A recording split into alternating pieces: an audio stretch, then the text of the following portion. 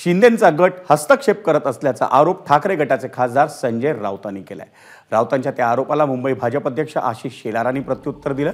उद्धवजींकडे हिरवी शाही आहे का असा पलटवारही आशिष शेलारांनी केला।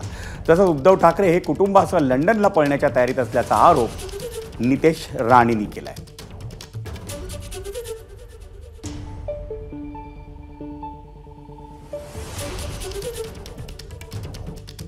मुंबऱ्यातल्या एका मतदारसंघामध्ये एका तासामध्ये 11च मतदारांनी मतदान टाकलं। एका तासात 11 हे ठरवून आणि मतदान प्रक्रियेमध्ये हस्तक्षेप करण्याचं काम सातत्यानं भारतीय जनता पक्ष आणि मिंदे गटाचे लोक करत होते।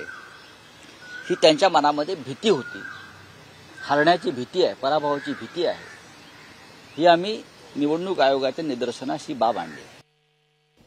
मतदान कमी झालं मुस्लिम बूथमध्ये, मग उद्धवजींना एवढा त्रास काय झाला? कोणाचंही मतदान कमी झालं तर ते चुकीचं आहे, पण अन्य ठिकाणी ज्या पद्धतीच्या रांगा लागल्या होत्या मराठी आणि हिंदू बहुल भागात, त्याबद्दल उद्धवजी पुढे काढताना दिसले नाहीत। असंख्य अडचणी होऊन सुद्धा 50% पार मुंबईकर गेलाय। मग उद्धवजी नेमकं पोटदुखी तुमची कुठल्या मतांसाठी आहे? आम्हाला तर निळीशाही लावली आहे, आम्हाला अभिमान आहे। उद्धवजींकडे हिरवी शाही आहे का? हा आमचा सवाल आहे। गृह विभागाला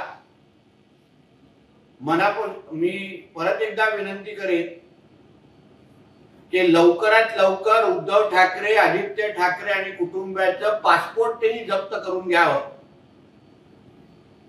कारण असं आहे की 4 जूनला पराभव होणारच आहे हे आता सिद्ध झालेलं आहे आणि म्हणून माझ्या माहितीनुसार